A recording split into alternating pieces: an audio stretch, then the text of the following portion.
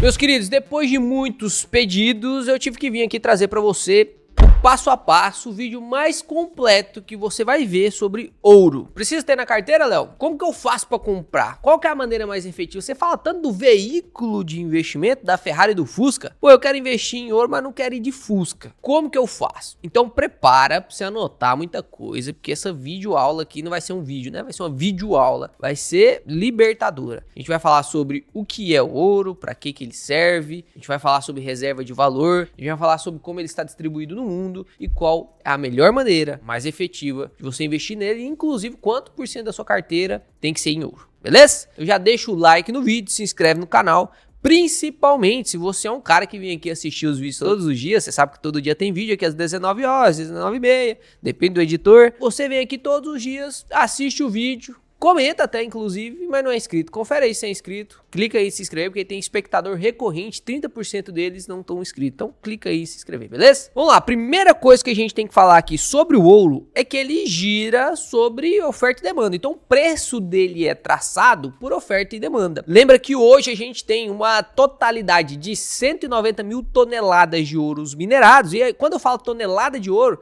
parece que é muita coisa. Mas não é tanto assim. O peso é muito. Mas todo esse peso cabe, por exemplo, numa piscina olímpica. Pois é, o ouro é limitado. Logo, tudo que é limitado, eu já te falei, compre terras, que Papai do Céu não fará mais delas, as terras são limitadas. A gente já falou sobre o Bitcoin também, que ele é limitado, e agora falando sobre o ouro, que também é limitado. Sempre esses ativos são deflacionários. O que significa ser deflacionário, Léo? Sempre valoriza conforme o tempo vai passando. Não sofre com o IPCA, a famosa inflação. Então você fica protegido com esses ativos da inflação. Logo, como ele funciona por oferta e demanda, e ainda existe ouro a ser minerado. Inclusive, peguei lá no site www.gold.org, que é o principal site de gold, o principal site de ouro. Confundi o inglês com o português. Lá você vai encontrar praticamente todas essas informações que eu estou trazendo, e depois vou te apresentar um outro site aqui para você estudar os veículos de investimento em ouro, beleza? E olha só, tem mais 50 mil toneladas só debaixo do solo americano. Então ainda tem mais ouro para ser minerado. Só que é uma quantidade limitada. Então pensa comigo, para que seja minerado mais ouro, para que as mineradoras trabalhem, para que um cara vai lá e tenta cavucar um ouro, isso aí tem que valer a pena. Então o custo da mineração tem que ser menor do que o custo do ouro, o preço do ouro. Logo, quando o ouro cai muito de preço, as mineradoras falam assim, pô, não vou mais minerar não. Compensa, eu gasto 300 reais para minerar e a grama do ouro tá 290, eu vou fazer o quê? Não vou minerar, eu tô perdendo dinheiro. E aí ela para de minerar, ou talvez até continue minerando, mas não vende o ouro, não coloca esse ouro no mercado. E aí a demanda continua crescente, a oferta vai dar uma estarrecida, né? Vai diminuir um pouquinho, logo o preço começa a subir e aí de novo começa a ser as mineradoras. Até que vai chegar um dia, né? Provavelmente no futuro, onde não terá mais ouro passivo de mineração, né? Antes de Jesus Cristo voltar, se isso acontecer. E aí realmente o preço do ouro vai cada vez mais subir, porque é um ativo deflacionário. Sabendo de oferta e demanda, sabendo desse primeiro tópico, que é oferta e demanda, você já tem que tirar uma conclusão na sua cabeça. É renda variável. Então você vai investir em ouro e acostume-se, porque ele vai ter volatilidade. Ele vai subir e ele vai descer. Ele sobe de preço em momentos de crise e desce de preço em momentos de boom de mercado. E você tendo ouro na sua carteira, você vai ter esse ativo que sobe e desce também. Ele não só sobe. Perfeito, sabendo disso, vamos aqui para a distribuição do ouro no mundo. Como que está distribuído? Pasmem, mas 50% do ouro mundial, desses 190 mil toneladas de ouro, 50% está em joias. E tenta adivinhar aí, pausa o vídeo e vai comentar quais são os principais países que tem ouro. Quais são os principais países? Fecha o olho e tenta imaginar. Vou ser bem sincero com você, e eu pensava que os Estados Unidos era o maior detentor de ouro em joias, né? Porque a renda per capita é maior e tal. Mas não, os principais países, os dois que lideram essa parte de joias em ouro, é a China e a Índia. E aí, não é nem por conta da renda per capita, mas por questão de prioridade. Lá eles têm um sistema cultural para poder adquirir ouro. Então, quando você casa, você paga o dote, tem dote lá, né? né, ainda. Você paga o dote em ouro, recebe ouro quando você tem filho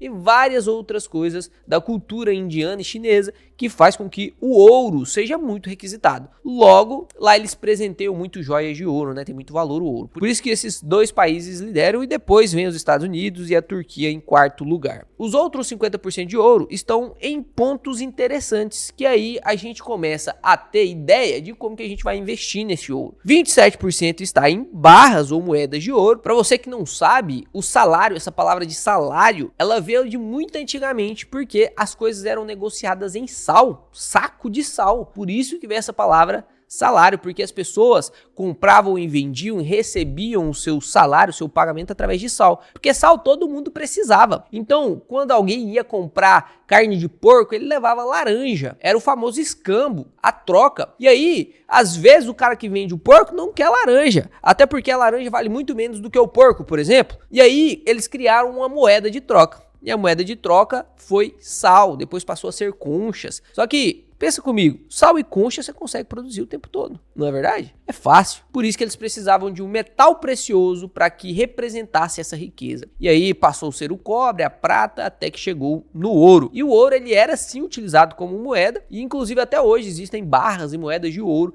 para negociação e lastro de dinheiro. Não vou falar aqui sobre o acordo de Bretton Woods, vou deixar isso para a turma da geração de dividendos, mas o acordo de Bretton Woods era um ponto que lastreava o dólar e todas as moedas mundiais, teoricamente fiduciárias, não eram fiduciárias porque tinha o lastro em ouro. Depois que saiu esse lastro em ouro, realmente se tornou uma moeda de fidúcia. Fidúcia vem de quê? De fé, de confiança. Então o governo imprime um papel, escreve 10 reais no papel, te entrega e fala, isso vale 10 reais, vai lá trocar pro seu carne de gado. E todo mundo decide confiar. E por isso que moeda fiduciária, ela é inflacionária. Por quê? Porque dá para imprimir. Eu acabei de falar no início do vídeo que tudo que é deflacionário é porque não dá para fazer mais, é limitado. Então coisas que são ilimitadas, que não tem limite, são inflacionárias. Em qualquer momento, o governo brasileiro, o governo americano, qualquer tipo de governo, tem o poder em mão no Banco Central de clicar um botãozinho, imprime moeda, logo as moedas passam a valer menos. Beleza? 8% está nos bancos centrais, por segurança dos bancos centrais. Imagina, se até os bancos centrais de países têm 8% do ouro mundial, você acha que o ouro não é importante? 9% está nas empresas de tecnologia. Por incrível que pareça, cabos, semicondutores, nas placas, no hardware de placas de vídeo, de tudo isso que você está vendo tanto evoluir, né, na economia tecnológica, tem muita coisa de ouro ali, porque o ouro é um ótimo condutor. Então 9% do ouro mundial tá ligado aí a um pedacinho de sua tecnologia. Por exemplo, o iPhone aí que eu tô gravando o vídeo tem ouro. O computador aqui tem ouro. Na sua casa, você pode até pensar que não, mas tem ouro aí nos aparelhos que você compra. Lógico que é milimetricamente, né, os fiozinhos, mas tem. E por último, 3% de todo o ouro do mundo estão em ETFs. ETFs, o que significa? Exchange Trade Funds. São fundos negociados na bolsa. Eu já expliquei sobre ETFs aqui, não vou me delongar então, porque eu quero fazer essa aula aqui completa de ouro. Se você quiser aprender sobre ETFs, eu vou deixar um vídeo aqui, onde eu expliquei sobre o que é um ETF, beleza? Então vamos lá, sabendo disso, você falou, Léo, que tinha um negócio de reserva de valor. Imagina comigo, e eu vou simplificar o que é reserva de valor para você aqui agora em 10 segundos. Eu vou chegar aí na sua casa agora, vou bater na porta, escuta a porta batendo. Eu vou abrir a porta da sua casa e vou te perguntar, cara, descobri aqui uma máquina do tempo e a gente pode avançar 500 anos para frente. Pega todo o dinheiro que você tem e converte na moeda que você quiser e vamos levar para 500 anos na frente. Qual a moeda que você levaria? Dólar, real, euro, franco suíço, o que você levaria?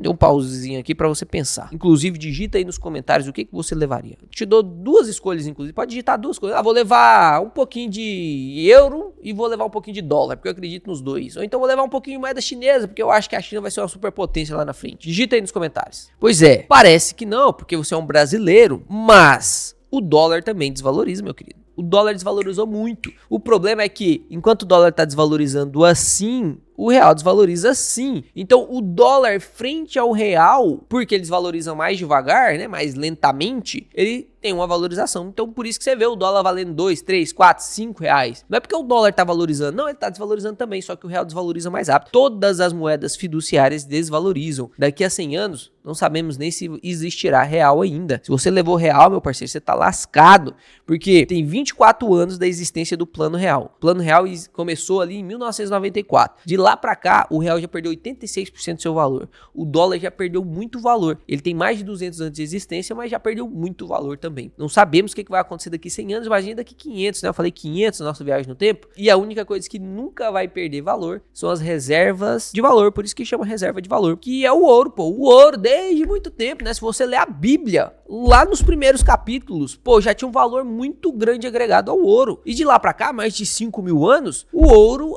ainda tem o mesmo valor e continua valorizando, ele não desvaloriza. Por quê? Exatamente, se você falou isso, você tá aprendendo, porque ele é limitado. Então, para você classificar uma reserva de valor, ela precisa de 5 características, ó, cabe na sua mão. Tudo que cabe na sua mão é bom de lembrar, né? Primeira coisa, ele tem que ser aceito globalmente. O ouro é aceito globalmente? Se você pegar o real e for lá no Japão comer um lamen, né, igual o Naruto come um lamen, você vai conseguir comprar? Se você chegar lá com o seu realzinho, meu parceiro, você vai passar fome no Japão. Agora, se você chega lá com ouro, você tem certeza que você vai conseguir trocar ou pela moeda local ou vai conseguir fazer suas negociações por ouro. Ah, eu pago tanto de ouro aí por essa corrida. Tranquilo. Segunda coisa, tem que ter sobrevivido a crises, tem que ter um longo histórico de comprovação. Tem um longo histórico de comprovação? Mais do que qualquer outra moeda. Mais do que qualquer outra moeda. Terceira coisa, tem que ter muito valor em pouco espaço. Você não pode, por exemplo, pegar o sal também você consegue daqui 1000 anos vai existir, né? Só que você não consegue fazer uma compra de um lote que vale 1 milhão com sal. Você vai levar quantas milhões de toneladas de sal? Não tem como. Então tem que valer muito em pouco espaço. E o ouro vale muito em pouco espaço. Quarto ponto, tem que ser não deteriorável. Você põe fogo na nota de R$200 aí, vira pó deteriorável. Você põe fogo no ouro, ele pode até mudar de forma, mas ele continua sendo ouro. É muito difícil você conseguir, em meios normais, colocar um ouro em ebulição. E depois, quando diminuir a temperatura, ele volta a ser ouro do mesmo jeito. Já as moedas fiduciárias não. Por último, ele tem que ser o quê?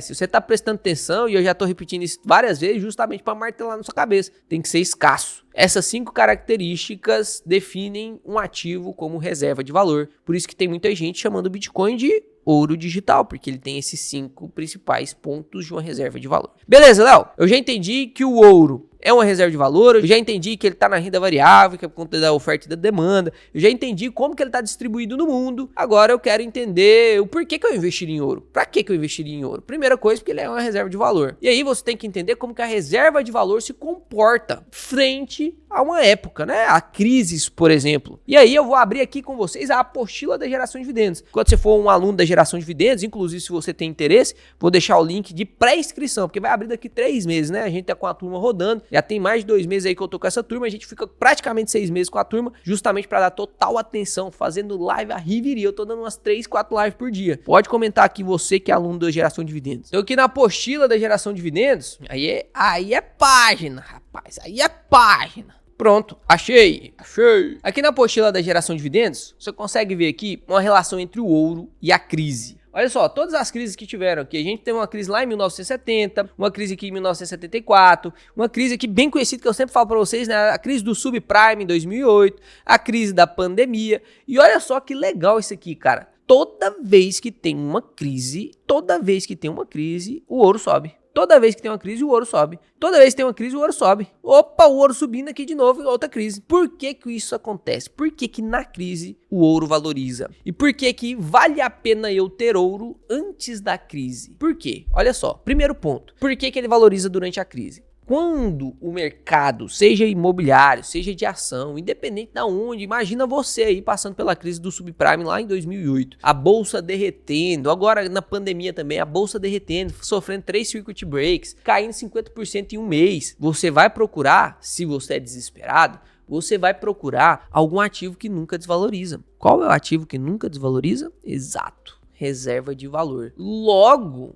muita gente vai sair da renda variável e correr para o ouro, porque o ouro traz segurança. Isso é correto? Essa saída da renda variável para o ouro? Não é correto. Acontece? Acontece. Então, para que eu vou ter ouro, Léo? Justamente porque você sabe que isso aqui sempre vai acontecer. O pessoal sempre vai fugir do ouro. Então, você tendo um pedacinho da sua carteira em ouro, quando seus ativos caírem, o seu ouro vai subir. O que você pode fazer? Vender um pouquinho do ouro, inclusive para comprar mais ativo que está descontado, ou simplesmente deixar o seu ouro subir enquanto seus ativos estão caindo e a sua rentabilidade fica média. Você não tem uma queda de 50%, sua carteira fica toda vermelha. Não, você tem um ativo que segura a rentabilidade da sua carteira durante as crises. Então, quando seus ativos estão caindo, o ouro está subindo. E aí, ao invés de você ter ali menos 50% de rentabilidade, você vai ter menos 20% de rentabilidade, porque o ouro subiu pra caramba. Por que eu tenho que comprar antes da crise? Você entendeu agora o porquê que você tem que comprar antes da crise. Você tem que ter uma carteira já com ouro para que essa estratégia dê certo. Porque senão não vai dar certo. Se você for comprar durante a crise, você vai estar fazendo o errado, que é sair de ativo barato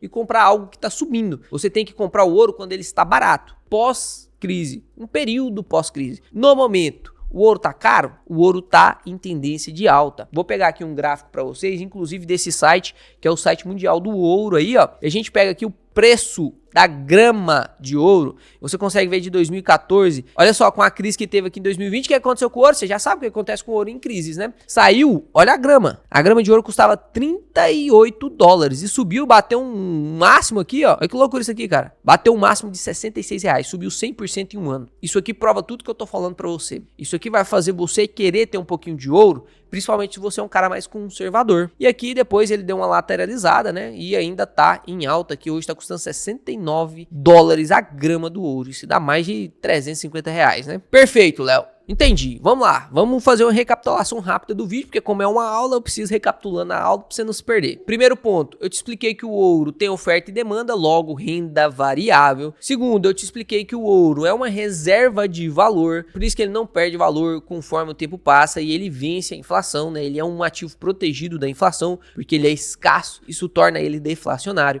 Terceiro ponto, eu te expliquei como que o ouro está distribuído, justamente para você entender que, pô, tem 8% dos bancos centrais, tem 27% de barra em moeda e tem 3% de ETF, é quase 40% do ouro está em modelos de negócio onde grandes instituições detêm esse ouro. Logo, você consegue perceber que o ouro é importante. Quarto ponto, eu te provei o porquê que você tem que ter ouro. Qual que é a correlação negativa do ouro com os ativos mundiais, que é justamente correlação negativa com a bolsa americana, com a bolsa brasileira. Quando se tem crise, ele sobe. E quando é que você tem que comprar o ouro? Que são períodos pós-crise, não durante a crise, que essa movimentação de sair da renda variável e ir para o ouro no momento da crise é o que a manada faz. Você é manada? Não, você é um adeptor, você é um cara que segue o canal, que tem a possibilidade de assistir os melhores vídeos, se Deus quiser, e vou me esforçar ao máximo, da internet, do YouTube, do mundo. Então você não vai fazer esse tipo de movimentação. Beleza, Léo, entendi tudo. Agora, como que eu compro ouro? E quanto de ouro eu compro? Vamos lá. Tem vários veículos para comprar ouro. Primeira coisa, ouro físico. Você pode comprar o ouro físico. Vai lá, compra uma barra de ouro. Você vai lá e compra 2, 3, 4, 5 gramas de ouro. Beleza? Primeira coisa. Eficiente? Não, na minha opinião não. Isso é arriscado, né? Por exemplo, eu ganhei essa correntinha aqui da minha dindinha. Pra quem não sabe o que é dindinha, é minha madrinha. Eu ganhei essa correntinha aqui de ouro da minha dindinha quando eu tinha 17 anos. Vai fazer 10 anos que eu tenho essa correntinha aqui. É uma correntinha de ouro. Deve ter aqui, sei lá, umas 2, 3 gramas de ouro. Pô, é arriscado isso aqui, né? Alguém pode vir passar a mão e acabou. Se eu tiver, por exemplo, 5 barras de ouro aqui em casa, pô, a segurança da minha casa vai diminuir. Porque se alguém entrar aqui, principalmente se souber que eu tenho ouro, pô, vai entrar, vai caçar esse ouro, vai conseguir roubar. Eu não consigo esconder esse ouro. Então, na minha opinião, ouro físico não é eficiente para você fazer seu investimento. Ouro físico é para joias. Segunda coisa, segunda maneira que você pode investir em ouro. Investindo em empresas que mineram ouro. Olha que loucura. Porque aí você está exposto ao lucro que essa empresa tem, e o lucro que essa empresa tem está intimamente ligada ao ouro que ela minera. E aí, lógico, que vai ser muito mais arriscado do que você comprar o ouro diretamente, porque se a empresa tem uma baixa eficiência na mineração, se ao invés de gastar R$100 por grama minerada, ela gasta 300, pô, ela vai ficar no prejuízo, ela não vai ter tanto lucro. Se tiver que fazer alguma manutenção, alguma coisa do tipo, se ela não conseguir encontrar o ouro, vai ter muito prejuízo. Então, você pode investir num ETF, inclusive, eu vou te mostrar aqui, de empresas que mineram ouro e ficar no prejuízo, apesar do ouro ter valorizado. Olha que loucura. Por quê? Porque você está expondo a um modelo de negócio que compra ouro, que minera ouro. Beleza? E o último jeito, e na minha opinião, o veículo mais eficiente, lembra sempre da corrida do Fusca e da Ferrari. Você não precisa ser um motorista exímio para dirigir uma Ferrari reta e chegar primeiro do que o Schumacher de Fusca. Você não precisa, porque o veículo é melhor. O Schumacher apesar de ser o melhor motorista, por exemplo, né? Então, o melhor piloto que tem de Fusca, você vai chegar primeiro do que ele. É devido à sua qualidade? Não. É devido ao veículo. Então, quando você investe no melhor veículo de ouro, quem sabe muito sobre ouro, mas investe da outra maneira, de uma maneira menos eficiente, você, apesar de não ser expert em ouro, vai conseguir uma rentabilidade maior. E aí a gente tem ETFs de ouro. O que significa esses ETFs de ouro? O ETF, como eu já disse lá no início, significa Exchange Trade Funds. São fundos exchange negociados na bolsa. E esses fundos, o que eles fazem? Eles compram ouro, guardam ouro no cofre. Então imagina só, eu tenho aqui 200 milhões, aí eu vou comprar 200 milhões de ouro, vou guardar num cofre e vou vender participação desse cofre. Então quando você compra esse ETF de ouro, o que você está comprando? Você está comprando uma participaçãozinha daquele cofre. É como se você pegasse o cofre e dividisse em 1 milhão de pedacinhos e você pega a milionésima parte daquele cofre que tem o quê? Ouro. Então você tem ouro físico sem ter ouro físico. Você tem ali um ETF que tem ouro físico. Então você está investindo indiretamente no ouro. E qual é o objetivo desse ETF? Calibrar certinho a valorização com base na barra do ouro. Então se a onça do ouro valoriza e a barra valoriza, esse ETF vai valorizar igualzinho o ouro, igualzinho o ouro. Qual que é a diferença entre você ter o ouro físico e o ETF? Lembra que o ETF ele é muito negociado na bolsa. Então ele tem um pouquinho mais de oscilação e volatilidade do que o ouro físico. O ouro físico você comprou ele por 300 e valorizou para 330 e você vai vender, você vendeu ele a 330 se você sabe analisar o ouro e tal, né? Você tem que ter uma capacidade para entender se aquele ouro que você está comprando é puro de verdade. Tem que ter um monte de estratégia lá. Mas você consegue a valorização exata, porque você é o administrador. Agora, se você investe no ETF, primeira coisa, você tem que pagar uma taxazinha de administração, porque quem está fazendo as análises do ouro, quem está comprando o ouro, quem está custodiando esse ouro não é você tem que pagar alguém para fazer para você. E essa taxa de administração é justa, você tem que pagar mesmo. Porque quem ia fazer isso de graça? Não tem como, né? Então você tem que pagar a taxa de administração.